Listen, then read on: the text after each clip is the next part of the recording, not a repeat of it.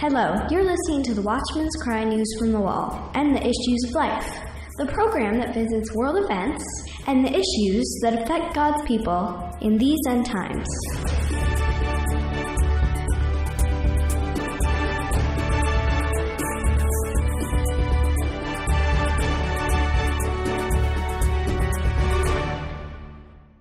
Hello, my friends. You're listening to the Watchman's Cry News from the Wall, the program that examines current events through the lens of spiritual and biblical truth. I'm Nathan Leal, and the website is watchmanscry.com. And today I'm going to be joined by my lovely wife, Donna, and we're going to discuss some very important information. War is developing right now between the United States of America and several other opponents. We're going to talk about that today, so we want to ask you to please listen to this program in its entirety. Share this program with everybody that you know. Pray about the information that we talk about. And most important thing, folks, become vigilant. Increase your vigilance. Let your relationship with God be strengthened because it's time. We are in the season of wars and rumors of wars. But before we get started, I want to welcome Donna. Say hi to the audience. Hello, everyone. It's good to be back. It is good to be back. But today, Donna, we're going to talk about the war. Yes, you're right. We are living in dangerous times. There are things happening every day that are new, and it's just amazing to me that God revealed this to you long before Trump was actually president. We've been up doing this ministry, Donna, for almost 10 years, and the listeners that have been with us for that long know that one of the themes of Watchman's Cry is to warn the people of the events that are coming. And, several years ago, I believe it was in 08 or 09, the Lord revealed that the fourfold judgment was coming to America. The fourfold judgment, yes. Donna. And the listeners that aren't familiar with that, you can go to our website, watchmanscry.com. We have a lot of articles, a lot of audio programs, YouTube videos that explain what time it is. And for several years, Donna, we've been sharing that God is going to judge America. And when God judges a nation, he does it biblically. We can find this in the book of Ezekiel in 4 categories. First category is famine. Right, and famine is when people have difficulty finding food. And that can play out through economic hardship, loss of jobs.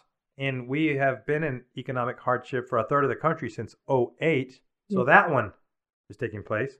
And then the other one is pestilence. And disease, yes. Disease and pestilence. And, when you look at the 10 plagues of Egypt, there was the pestilence. So pestilence also plays out in blight over the land, drought, difficulty with crops, and also people getting sick. And then the other one is the beast judgment in the Old Testament. It was wild animals attacking humans. But in the end times, the beast transcends into a spiritual category because the mark of the beast. Yes. The end-time beast, Revelation 13, rises from the sea. Daniel 7, 8, 11 tells us about the beasts that have come and gone over the history of man. And these beasts are empires. But the beast is also powered by the enemy, Satan. So the beast is a spiritual force that God sends to the earth to judge the land. So in the end times, the beast is the entities that are evil. Revelation 18 says that Babylon has become the prison of every unclean and hateful bird and demons. So the beast is an infiltration. And you can see it in the people, the darkness in their hearts, the transgender, the gay, all of that. That's demonic. It's a demonic presence. It's infiltrated the people that we're training our children.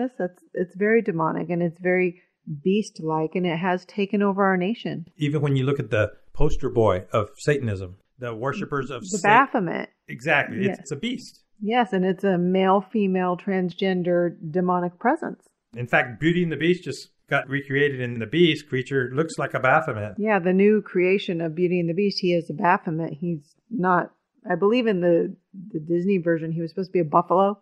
But in this version, they've gone all out, pulled out all the stops, and he is the picture of a Baphomet. He looks like a Baphomet. So the fourfold judgment, ladies and gentlemen, has famine, pestilence, the beast. That means an attack of evil, an invasion, an infiltration of evil spirits in the end times. The Bible says the final end time beast has 7 heads, 10 horns, but it's a beast that takes over the whole earth. Daniel 7 and 8 tells us that he's going to break the earth in pieces. This end time Satan-filled kingdom will conquer the earth and bring grief to the saints for 3.5 years. It's going to continually get worse and worse with evil. We do not see a reprieve or it going backwards. We don't see the waves of evil stopping and then retreating. That does not happen. So ladies and gentlemen, here at Watchman's Cry, we bring you the truth as found in the Scriptures. Amen. It has to match up with the Bible. So we're examining the horizon, scanning the horizon like a watchman is supposed to. And when we see the dust cloud coming, approaching from the distance, our job is to report it. So that's what we do. That's what we've been doing for almost 10 years. The fourth part of the fourfold judgment is... It is the sword, and the sword means war. The sword judgment means war. In the Old Testament, when God sent the sword to Israel as a judgment, it meant war. And when they went to war, they didn't win. Because when you're under judgment, that means you also lose the battles. It means they retreat. It means they have a lot of casualties, a lot of death. The reason God allowed Israel to lose battles and skirmishes when they were under judgment is so that they would go and seek him to find out why they lost. They would seek the prophet, and the prophet would explain to them that I warned you ahead of time. God did not ordain this thing that you're doing, or you have sin in your camp, and it needs to be taken out. So that's why God allowed them to lose battles here and there. So in the end times, ladies and gentlemen, the fourfold judgment includes war. The United States of America right now is under judgment. The cup of America's iniquity is full. As Donna was just mentioning, the transgender infiltration. It's not getting better, Donna. You were just sharing an article earlier today about the transgenders want regular males to just come on board, stop being so judgmental, and they just have to be open-minded. They want straight males to actually go out and date transgender men who are pretending to be women and treat it like it's a normal relationship. Otherwise, you are now a bigot.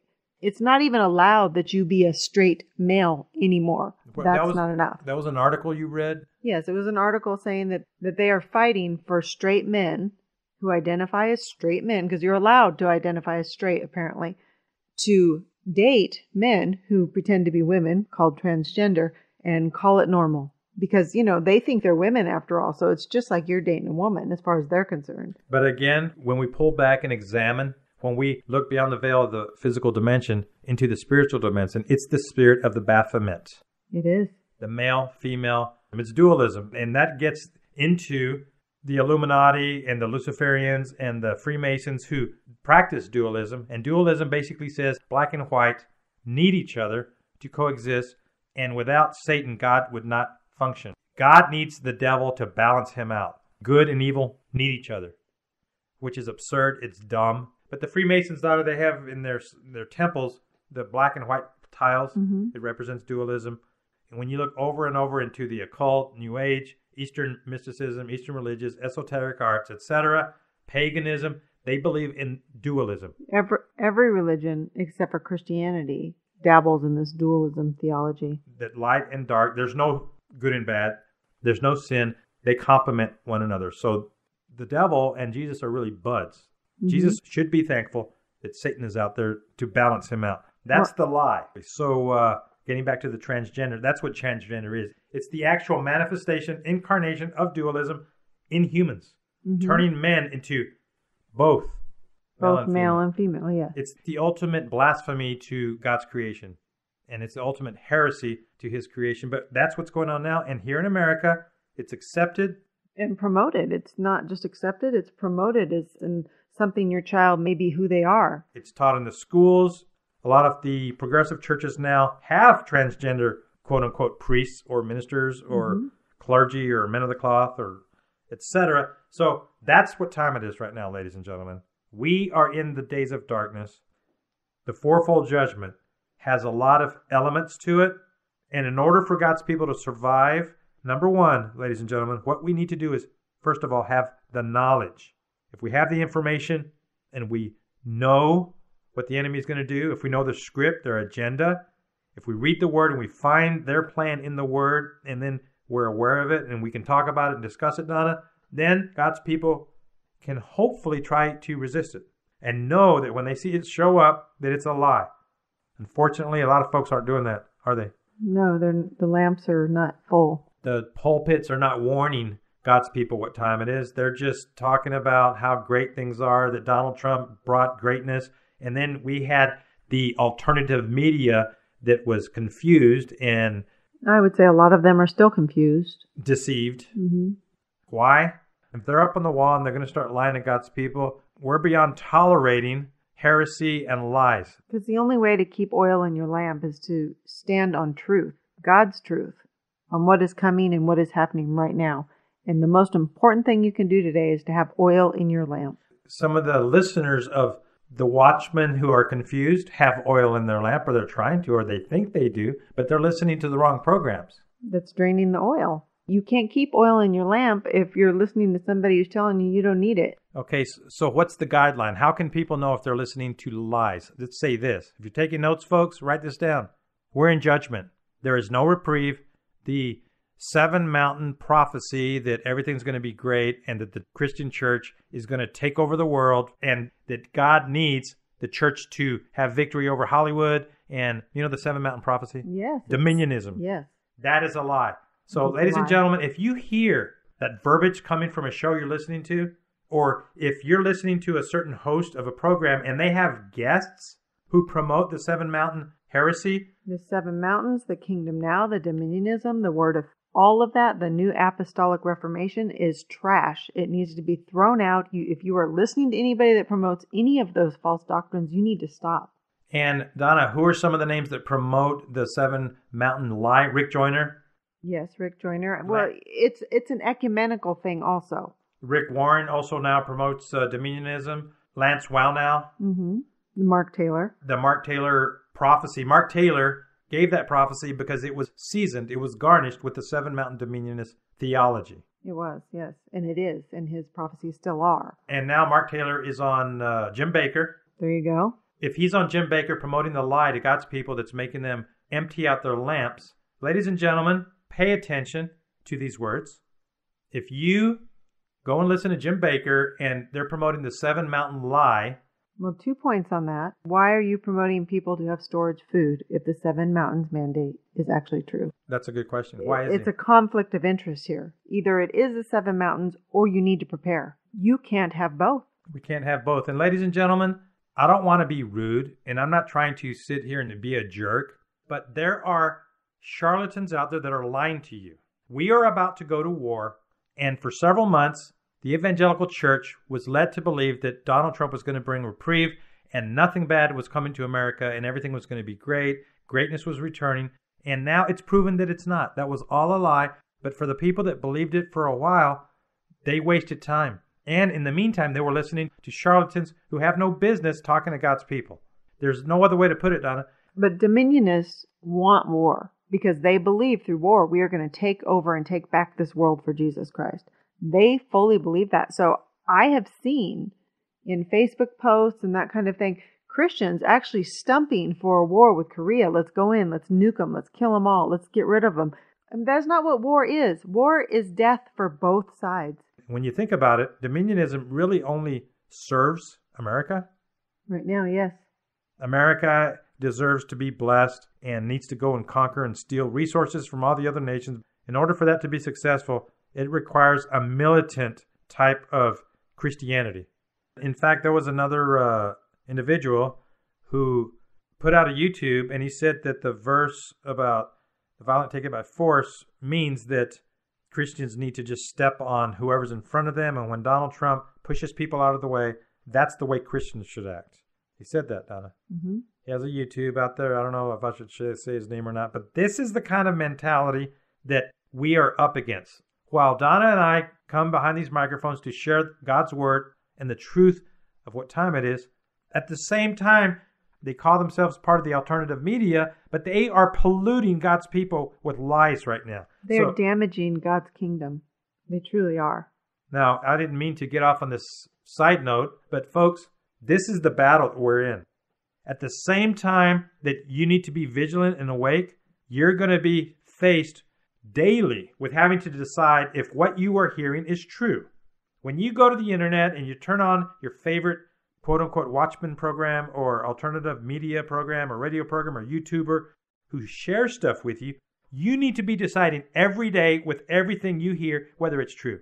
You need to be deciding if it's biblical. You need to be deciding if you're being lied to or if it's deception or if this person even believes what they're saying. Are they a fellow believer? Those are the days that we are living in. The deception takes a lot of forms, but one of the methods of deception is just a regular program out there that sounds good. They talk about the buzzwords that we know. The New World Order, the Bilderbergs, the Nephilim. All these buzzwords that are cool and fun. Anything to distract you from the actual Word of God. And being awake to the end times. Ladies and gentlemen, war is coming. Let me get back to that. For several years, I have been saying that war is coming. The sword judgment is coming. I've been saying it's going to be North Korea and in the Middle East. And it's not because I'm a genius. It's not because I'm smarter than you. It's because I'm up on the wall. From the vantage point that I have, the cloud is rising. The dust cloud is rising. And then when we look beyond that into the sea, Donna, there's an armada of ships that's approaching America. They're there. We can see them. When we look into Scripture, we see what's been prophesied. Babylon will rise. Babylon will morph into a creature that's full of demons and people in a slumber. Jeremiah 50 and 51 say this. They will be drunk in slumber and complacency, but evil will take over and they will be full of pride. They will be full of themselves, saying that they will not be a widow. They will never see sorrow. So while they're asleep, Donna, they will be pompous and confident in the wrong thing. Now, in the last program, by the way, ladies and gentlemen, if you're new to this or if you have not done it, if you might be struggling in your spiritual walk, if you might be hungry for God, you know where you are. And if you're not where you should be, I put out a sermon just recently. It's on the website. It's called Watchman, What of the Night. If you need a touch from God, and that is an anointed message for God's people to listen to that will give them strength and encouragement. So go listen to that. But on that message, Donna, we talked about the blindness that would come over Babylon. And we talked about how in the end times, it would be dark. And during the darkness, there would be a lot of sadness. But at the same time, there would be a struggle with those who believed that we were great. Mystery Babylon the Great. How interesting is it that the Bible describes Mystery Babylon as having the word great on her forehead, and then we see even now, Donna, Make America Great is a baseball cap on their forehead. It's also a worship song now. Make America Great? Yes, it's been made into a worship song by a choir leader of a large church who loves Donald Trump. You know, Donna, for the people who say, Nathan, you're talking about Trump, you're grieving me, you're making me mad, that's my president, he's going to do some great things. Why don't you just get off your high horse and stop it and just relax? Well, here's why I can't shut up about this. Because we're in the end times. And in the end times, the Bible tells us certain things would be taking place. The Bible spells it out. There would be wars, rumors of wars. There would be great deception. There would be people betraying one another. Now, here we are 6 months into the presidency, and it's pretty obvious. It's obvious just by the Twitter account. I mean, that says it all, really. Donna, we have come and done program after program, and we bring truth, ladies and gentlemen, evidence. We cite and prove what we are saying. America's in trouble. And the biggest con job in my lifetime has taken place before our eyes with this past election. The biggest con job.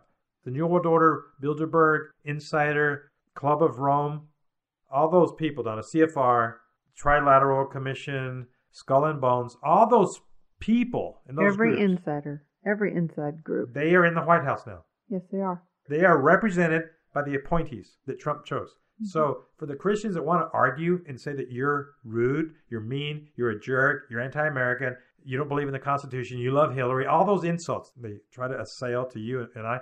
Yeah, a snowflake. I love that one. Folks, I offer the proof when I come on these programs. If you need proof, you want to tell your friends and your family members that won't believe you, go to my website, watchmanscry.com, and the proof is there. Now, how interesting is it that the other watchmen out there are not doing it? Why aren't they? I don't know. But let's get back to the theme of this program. A war is coming. I've been talking about it for several years. When Trump was running for president, I said he's going to take us to war. He's going to be a war president. And this stuff was planned long before Trump was selected, way back with the Bushes, with Clinton. This was all planned. The PNAC completely spells out what the plan was, and this is just a continuation of the plan. The PNAC document, PNAC, for those of you not aware, is the agenda, the script that was written in the late 90s during the Clinton era by Paul Wolfowitz, Dick Cheney, Donald Rumsfeld, all of those neocons that ended up being appointed by George Bush when he became president in 2000. The PNAC document stated what they wanted to do. It states that the United States was going to have war in the Middle East. It said the axis of evil. It was spelled out there, North Korea and Iran. It's in the PNAC. Mm-hmm. It stated that the American military needed to be strengthened, that an investment of new weapons needed to take place. But the challenge was doing that without alarming our allies. So then it went on to say that we needed a new Pearl Harbor event. And sure enough, we had that with 9/11. Donna, let's talk about the war. I'm ready. Let's go. A few days ago, I wrote an article. It's located on the website at watchmanscry.com, and it's called Warning, War is Coming. I wrote this article because Donald Trump stated on the 30th of June that patience for North Korea has expired, has run out. The era of strategic patience with the North Korean regime has failed. Many years, and it's failed. And frankly, that patience is over.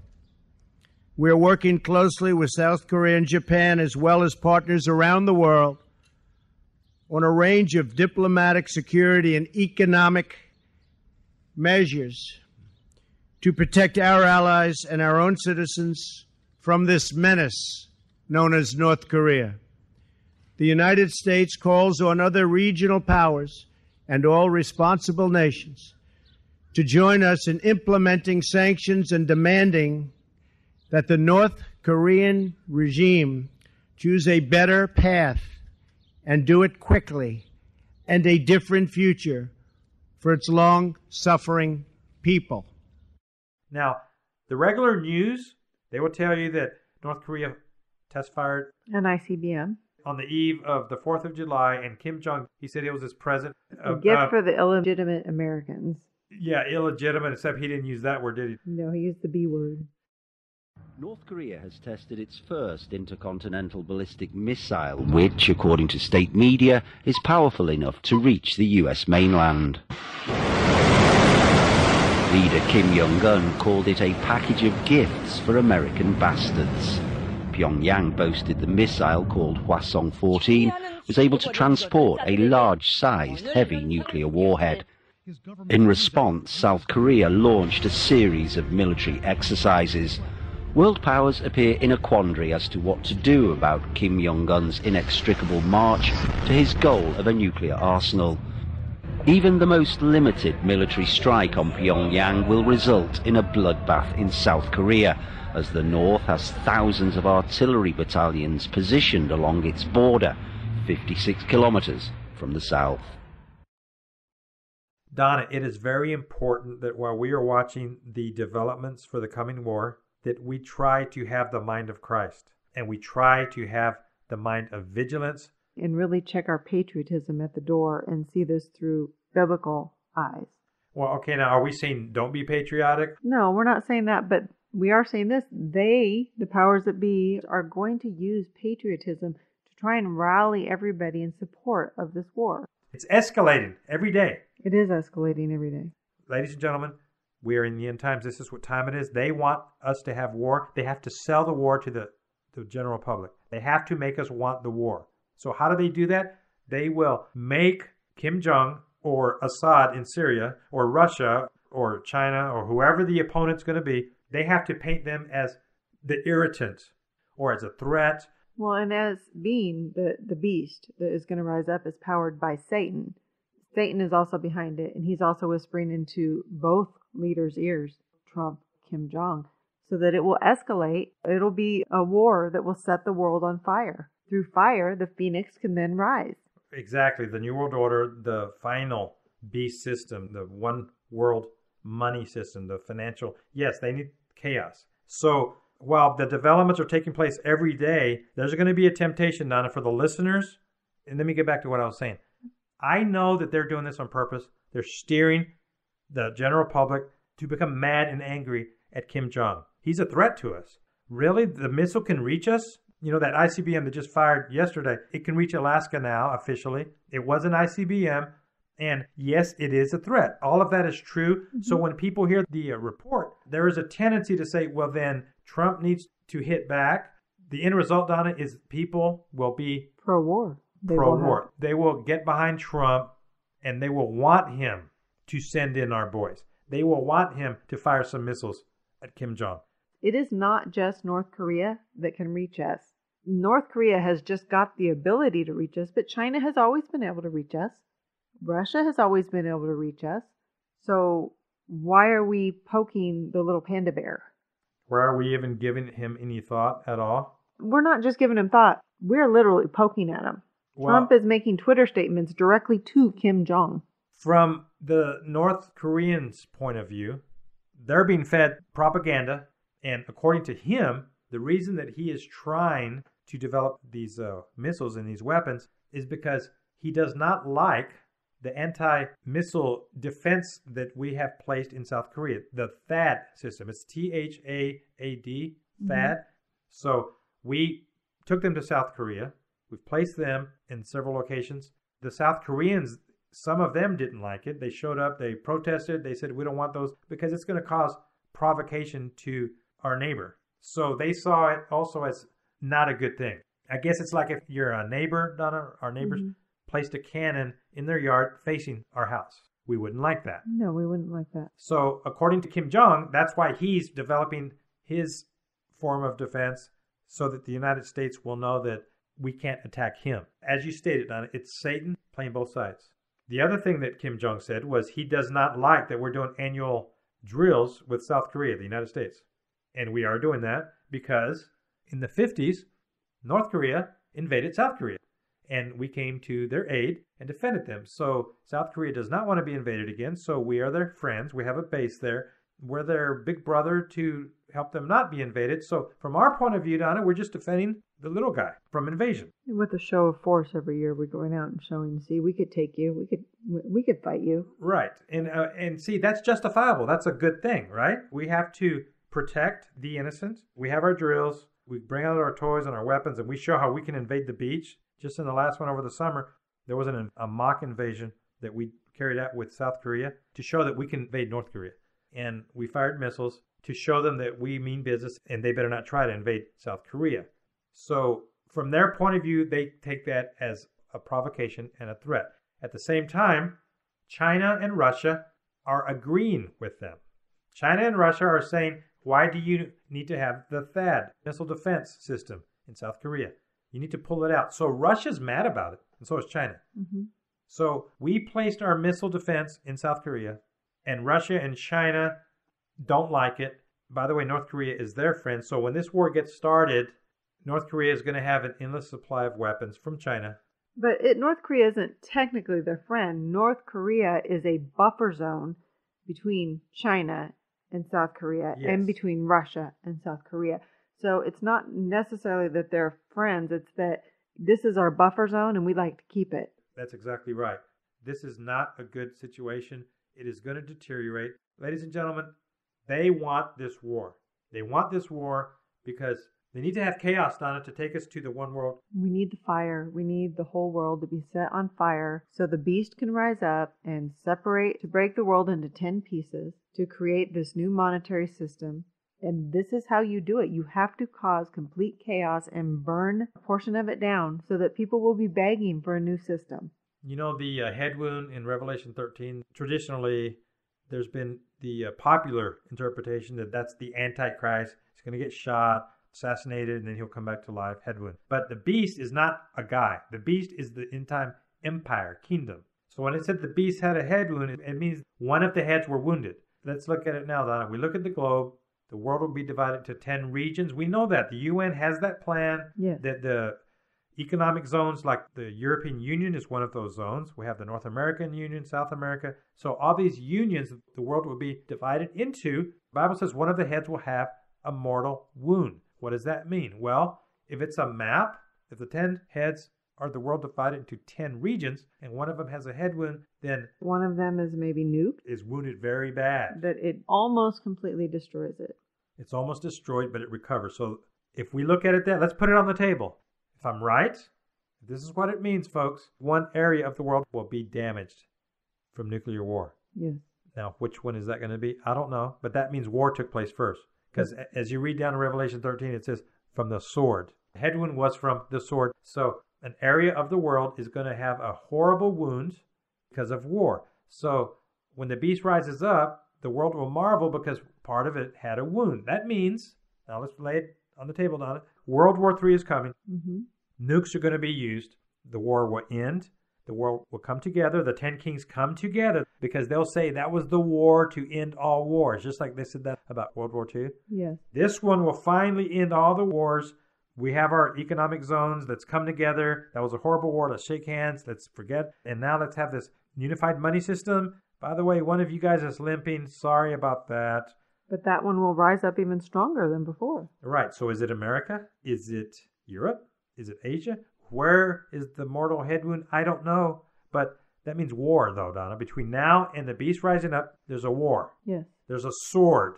So, ladies and gentlemen, between now and the beast rising up out of the sea with the one world system, the financial one world money system, a war needs to take place. Now, in the article I just put out, I cited the Economist magazine that was published in 1988.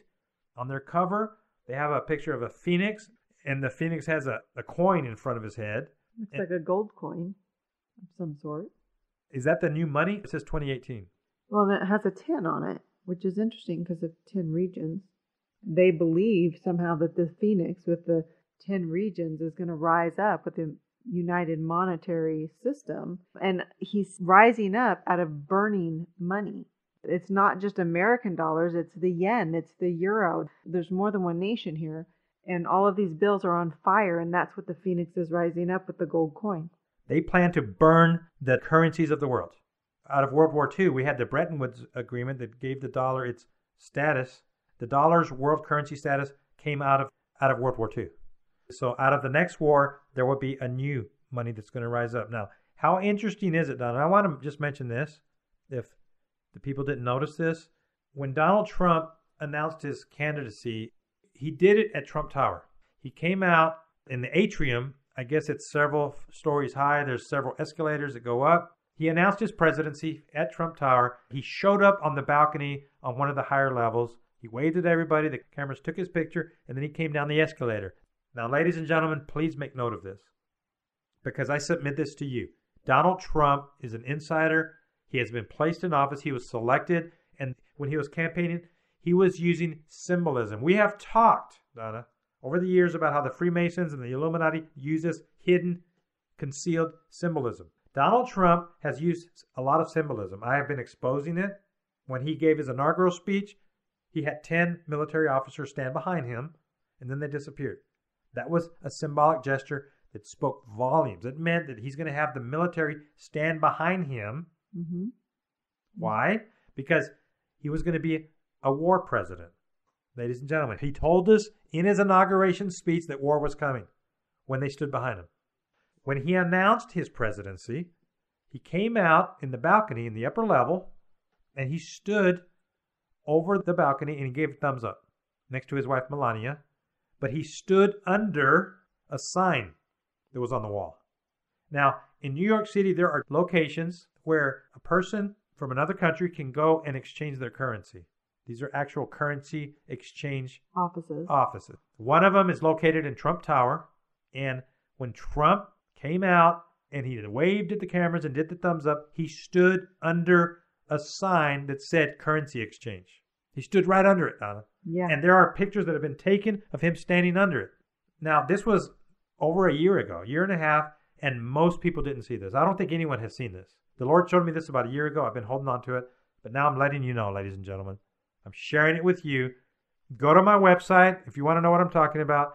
Open up the article, warning, war is coming. I have the pictures in there. That was to signal that he was going to be the president to do what, Donna? To be in charge of our currency exchange from our money to the... From the, right, the new whatever the new money is. Yes. He was going to be the custodian over the bankruptcy of the dollar. Which is what he's good at. He's the bankruptcy guy. He knows how to work through a bankruptcy. He knows how to demolish old buildings and bring new ones on. It was like he was taking the baton of the currency. He stood under the sign, and then he went down the escalator, down like taking the baton of currency downwards. Mm-hmm. Also, when he came down the escalator, it was showing that he is the one descending to take over the helm. There was a lot of symbolism there, ladies and gentlemen. And Donald Trump did it in plain sight before your eyes, and most people never saw it. They were trying to decode the Simpson thing and the cartoon, how are they able to prognosticate that, the Simpsons. That's a side issue. The big picture, ladies and gentlemen, is that he showed us what he's going to do when he's the president. Yes, he revealed it. He's going to bring the currency down. But when we look at the chain of events that's taken place, we have two wars that are developing right now. We have the Syrian war. Eventually, we're going to have an invasion force. We're going to have our sons and daughters go into Syria. Now, Donna, our national security advisor, General H.R. McMaster, and he has planned for a Syrian invasion. And in this plan, he has said that we need 150,000 soldiers to go into Syria. Yeah, that's one of the rumors that came out. And he has been talking with General Petraeus about this plan, a force of 150,000 to go into Syria. So when he goes in to go for it. To annihilate. And he's the one planning the North Korean invasion as well. Ladies and gentlemen, they are working on an invasion. Some people say, let's just nuke them. Let's just turn them into a glass parking lot. Well, here's the problem. We have the demilitarized zone. It's 2.5 miles wide and 35 miles south of the border with the demilitarization zone is Seoul, Korea. Right, and they have 24 million residents, just 35 miles from the border. So if we nuked North Korea... That collateral damage, even not counting just our allies here, you're talking about annihilating an entire people who the majority of the people are put upon by their government. They are not, yay, Kim Jong-un. They are under an iron fist. And so you are actually, when people say, let's just nuke them, you're talking about killing millions of innocent North Koreans. They're not all guilty for what their government does, just like we're not all guilty for what our government has done. But Donna, here's the sad part. This is where Christianity has taken us. I've seen people say, well, they could EMP America, so I'm willing to do that. Because instead of America getting EMP'd, I'd rather just wipe out a whole civilization. Preemptively kill them for something that they didn't do is what that means, right? Some people believe that. Christians believe that. And is that the attitude? So my life is more important, is what that means. My life is more important than a family of North Koreans living in a hovel, just trying to survive. Well, that's not a good patriotic American attitude, Donna. Of course your life's more important. Jesus bleeds red, white, and blue. Don't you know that? Except for that he says, no greater love hath a man than that he lay down his life. Yeah. So, ladies and gentlemen, I'm sure some people may take issue with this, but this is not the way. This is not the way for peace. Jesus is the Prince of Peace. He's the Prince of Peace. So, in order to de-escalate this... Which is the goal, which should always, as Christians, that should be our goal, de-escalation. But that's not what's taking place. The warmongers in the Pentagon, the Dominionists... By the way, side note, ladies and gentlemen, the Theology of Dominionism... I was waiting for you to say this. The Theology of Dominionism has infiltrated into the U.S. government with the neocon warmongering desire to take over and for the United States Pax Americana to go in and blaze over all the continents and become the new empire for God. That theology, that belief is based on dominionism, kingdom now. God's army has to go in and get rid of all the evil. And the only way to do it is for us to be bullies. We have to be bullies because they don't know better, Donna. They're evil. So in the Pentagon, we have dominionism that is taken over. Now, there's 3 levels. There's hard dominionism, soft, and then there's a Reconstructionist version of dominionism. Rick Warren is kind of a soft version, the Baptist version, Donna, but it's the same thing. Right. Dominionism. And then we have the charismatic, crazy, wacko Todd Bentley. Right. Rick Joyner. Rick Joyner kind of dominionism. That is militant dominionism. Todd Bentley even showed it because when he healed people, he kicked them, in the stomach. Yes, very violent. Now, that version of dominionism has infiltrated the Pentagon, to the very core of the Pentagon. Okay, now let's bring on the Dominionist version of the CFR. Let's talk about it, Donna. There is a Christian version of the CFR, Yes, the Council there is. on Foreign Relations. Now, ladies and gentlemen, if you haven't heard of this, it's because they are secretive. It's a secret society. It really is. Well, but see, the people who say that they're members, some of them are renowned ministers and renowned authors, Christian authors that are held in high esteem. They've been guests on Focus on the Family. James Dobson has held them in high esteem. They're respected in the evangelical community, but these people have a membership group. It's called The Council for National Policy. it's Council for National Policy, and they are influenced very strongly by Dominionists. They were founded by Dominionists. And their goal is for America to take over the world because Dominionism requires it. Before Jesus can come back, America must conquer the world. In order to conquer it, that means war. And also they believe this since Ezekiel 38 and 39 talks about Iran and Russia and Turkey and, the war of Ezekiel invading Israel. They want to help it happen. They want to help Iran invade Israel. So it's okay to poke Iran to get Iran to attack Israel because then Jesus will come back. Yes, because they believe that their duty is to create an environment. Without their help, it would be impossible for Jesus to come back. Right, so there's that to fulfill prophecy, and then there's the other one, the Dominionist belief that America needs to conquer with war. And subjugate the rest of the world. The Council for National Policy has Dominionists that want war. So Donald Trump, when he was running for president, was promoted and supported by Dominionists. Yes. A lot of these people who gathered with him several times and prayed with him are Dominionists. Dominionists. You have to lump in the word of faith, the kingdom now, the Nard. So if you look at the who's who went to that meeting that we know about, the majority of them fit into one of these categories. It's all the same. During his campaign on several occasions, they laid hands on him several times and prayed for him. And like Lance Wildnow said, he's a Cyrus, or he's an Elijah, or he's a John the Baptist. And now here's what's messed up, Donna. There are colleagues, ex-colleagues, let me say, in the Watchman universe who have also stated that Trump is these things. He's a Cyrus. And didn't you notice that they would all come out within days of each other with similar programs, all saying the same thing? That he was. It was a coordinated effort to push him on the Christian people. Ladies and gentlemen, in the eyes of Dominionism, Donald Trump is serving a purpose, and that is to be the crusader for America to take us to war. And that is why they excuse his ungodly, unchristian, unbiblical behavior over and over again, because they truly believe that God would put a man who was violent and unstable and make him lead the way for them so that they can then take over the world for Jesus. So this is dangerous. We've seen this before. We have been down this road in history, ladies and gentlemen. Over the past several thousand years, we've had militant regimes and governments and kingdoms come and go who are motivated by dominionism. The Catholic Church did it. Dominionism is evil.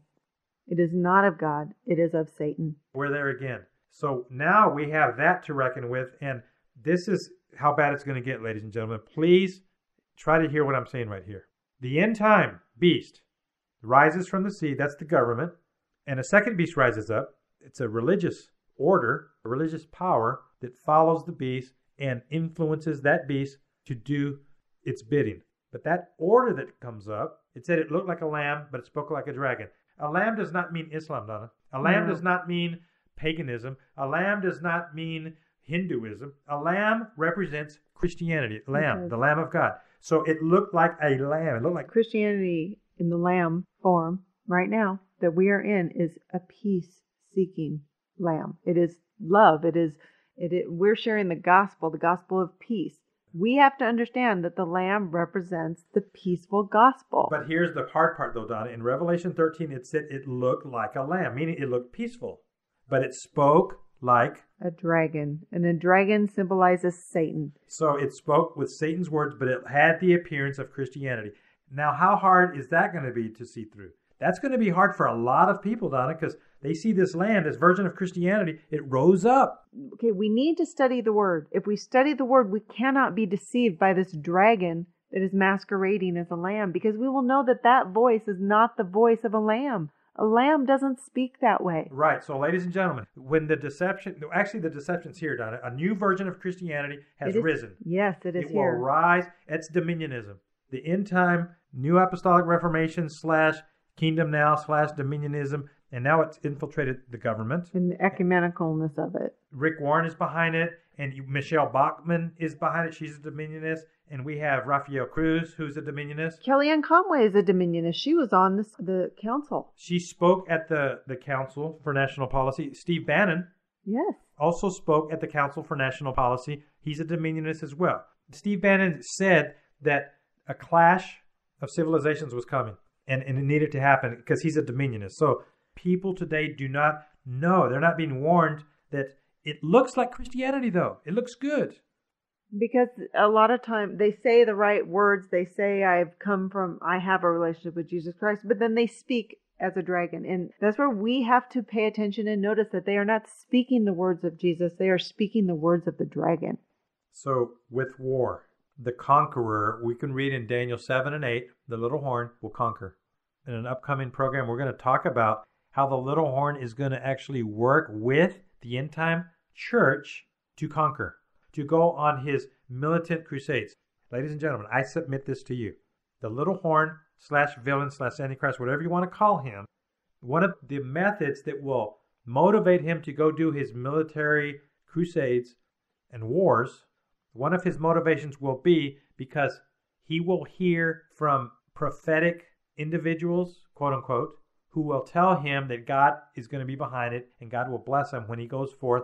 Let's say the Antichrist is Donald Trump. Okay. Let's just say Donald Trump's the little horn. Donald Trump will get a call from Rick Joyner or Paula White, who will tell him, the Lord told me that when you go into Syria, you're going to win. You're going to win, yes. So go ahead and do it. And Donald Trump will say, really? Yes, the Lord told me you will be blessed. So I had a vision in the night. The Lord told me this. It's going to happen. You need to do it. So Donald Trump / little whoever the little horn is, if it's will say, wow, okay, good. So then he will be motivated to go and do his war campaigns. Daniel 11 talks about this conqueror guy who will go because the people who act wickedly against the covenant, who is the lamb with the dragon's voice, will be motivating him. It even calls them people of the covenant. So maybe at some point they were actually Christians, but they forsook the covenant. They had the covenant, they forsook it to speak the words of the dragon. And we'll talk about that in an upcoming show. We're going to go verse by verse. That this thing has potential already because of dominionism. So when we look at the waving of the sabers, Kim Jong is being fueled by Satan. He's an evil, horrible man. So I'm not defending him. No. But he is playing right into this war because Satan is telling him to do it. And then we have over here in the West, Donald Trump is not going to back down. No. He's not going to back down. They have the perfect individual temperament on both sides. On both sides. You know, it's interesting right now. People are still talking about Obama. He's going over there to South Korea. He's doing this and he's going to take over. He's deep state. You know, Obama's the past, ladies and gentlemen. Let's look at who is in the White House. Obama doesn't have his hand on the button anymore. And Hillary never had her hand on the button. She didn't make it in. Who has their hand on the button? Donald Trump. Who can pick up the phone and start a war? Donald Trump. That's who we need to be looking at, folks.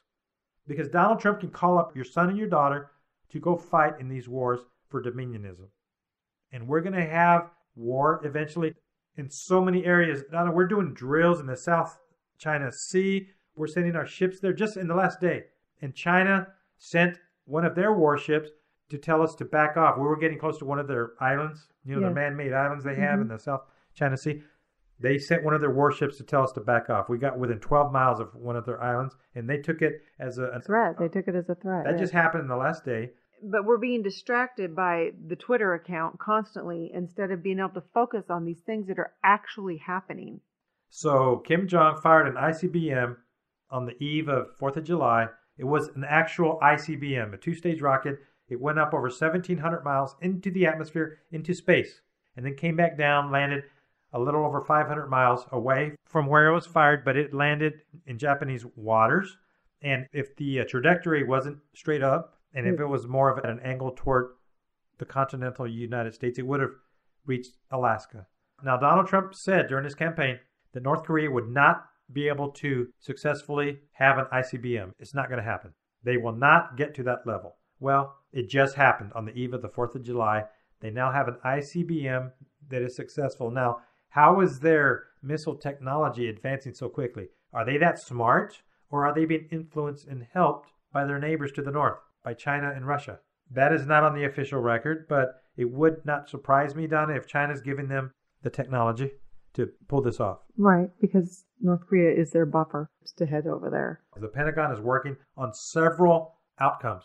U.S. Defense Secretary Mattis stated, if we have a war with North Korea, it's not going to be a walk in the park. No, he said it is going to be tragic and on an unbelievable scale. He did, and I believe the number he mentioned was over 1 million dead.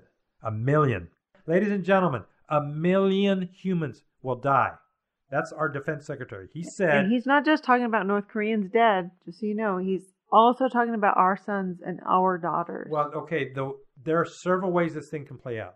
North Korea has supposedly 1.2 million soldiers and then more reserves. Everybody's conscripted there. If it goes conventional, because going nuclear that just won't work. I don't see how that's, unless they just really don't care and do the scorched earth policy that masters want. Okay, but if we nuked North Korea, the whole world would condemn us. Well, and we would be in danger of being nuked at that point. Nuking North Korea is not a viable option. Forget about it. China, they would declare war against us.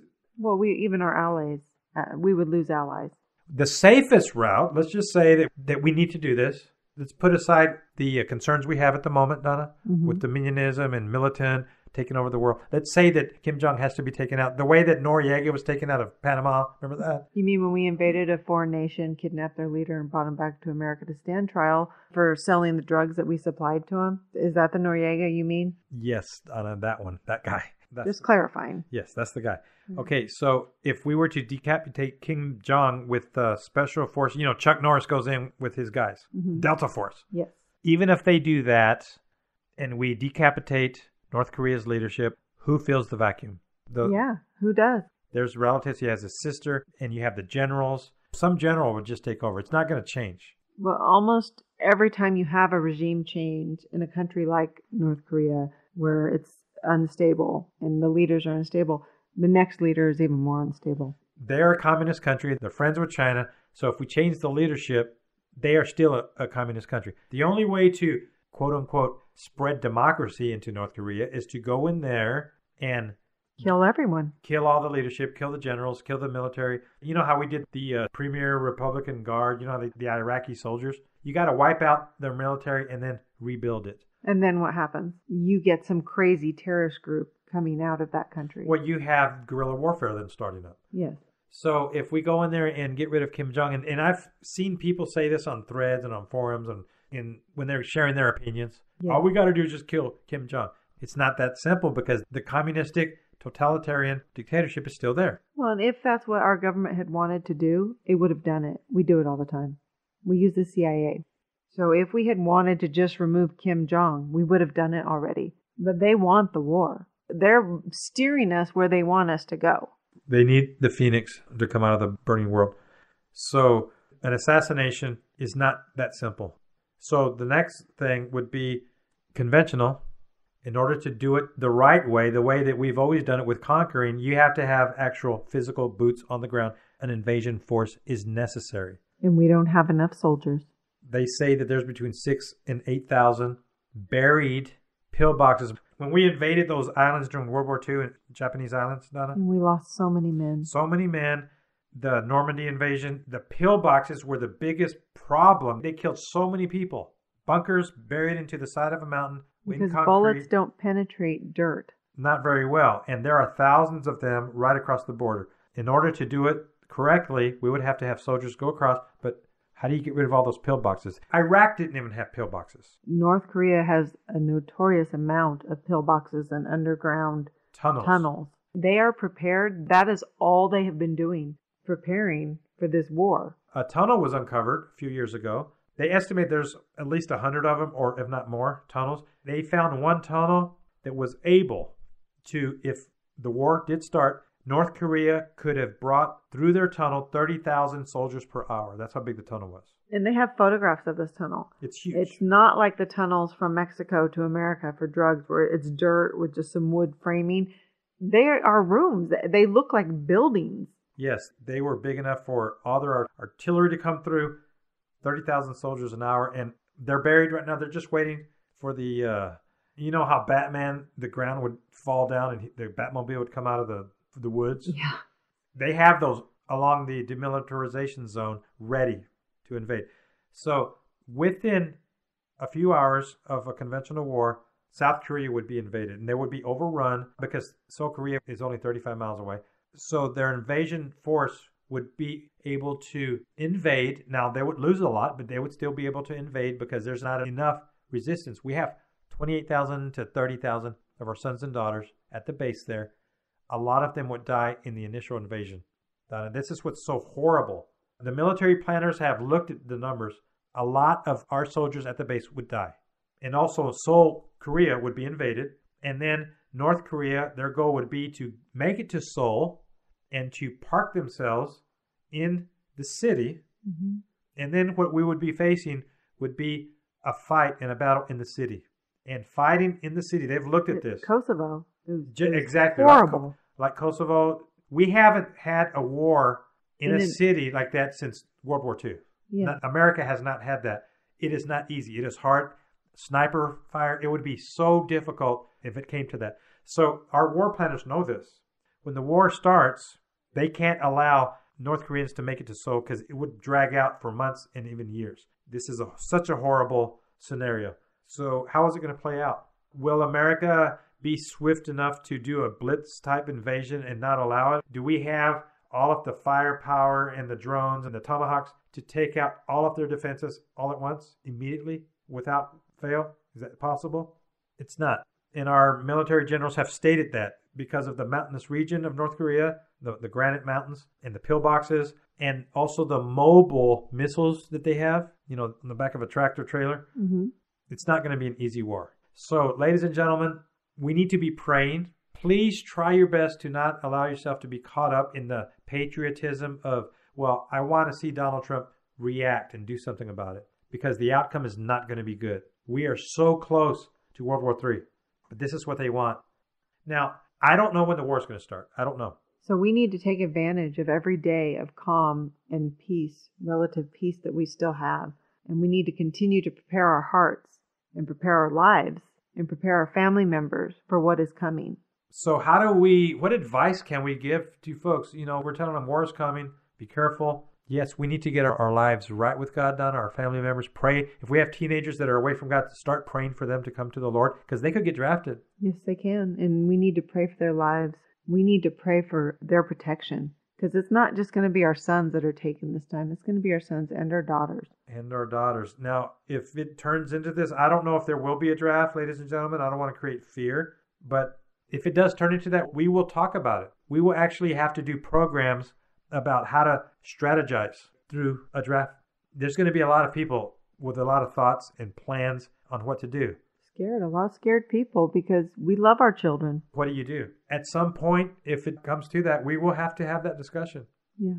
So, ladies and gentlemen, these are the days we live. Wars and rumors of war. Men's hearts failing them for fear when they see the things coming upon the earth. It's not going to be easy, but we have to stay focused. We have to stay vigilant, and we have to continue in prayer to understand the times and knowing that great deception is taking place. And we need to spend as much time studying the Word and focusing on the things of God in prayer. Nathan put out a wonderful message not too long ago that really will feed your soul, will draw you closer to Jesus. Watchman, what of the night? Watchman, what of the night? And we need to spend time focusing on those things too. Amen. Well, we're running out of time. This situation that we are in right now could have lulls. It could have periods where there's not much news for a few days or even a week or two, and then there will be another development. But we're watching several parts of the earth in several areas where war is going to develop. Keep your eyes on North Korea with Kim Jong. And in Syria, the United States is saying that Syria better not do a chemical attack, because if another chemical attack happens, we're blaming Assad and Russia and Iran. Also keep your eyes on the South China Sea, as well as some of the other portions of the Middle East. There are so many areas where things can just break loose. Also, I want to just ask you to continue praying for Donna and I, Pray for Watchman's Cry. We have a lot of opposition in this ministry. People don't want us sharing this information because we go against the tide. We value and covet your prayers. And also, if you really see the value in what we're doing here at Watchman's Cry, then take it to God and ask Him about supporting us. We have a presence on Facebook. We have a website. We do radio programs. This is a ministry to keep God's people awake, ladies and gentlemen. And people are being set free. Their eyes are opening because of the things we're sharing here at Watchman's Cry. So we appreciate your support. Our address is Watchman's Cry, P.O. Box 157, Priest River, Idaho, 83856. Now, after the last program, I got an email from a listener who said that I gave the address too fast. So they said, Nathan, slow it down so that I can write it down. So let me say it again. It is Watchman's Cry, P.O. Box 157, Priest River, Idaho, 83856. Or you can go to our website at watchmanscry.com and contact us there. We also have a link at our website, watchmanscry.com, where you can see how to contact us, and we have a PayPal link as well if the Lord leads you to support us with PayPal. So with that, Donna, you have any last words? I just want to thank everybody for tuning in and for being awake. We really appreciate our listeners who are awake and paying attention. Amen. So with that, ladies and gentlemen, stay safe, stay vigilant, and we'll see you next time. Bye-bye. Bye-bye.